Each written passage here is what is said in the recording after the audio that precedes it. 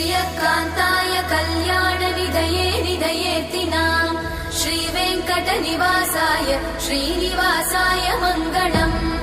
लक्ष्मी सविभ्रमालोकसुभ्रूविभ्रमचक्षुषे चक्षुषे सर्वलोकानां वेङ्कटेशाय मङ्गलम् श्रीवेङ्कटाद्रिशृङ्गाग्रमङ्गलाभरणाङ्गये मङ्गलानां निवासाय श्रीनिवासाय मङ्गलम्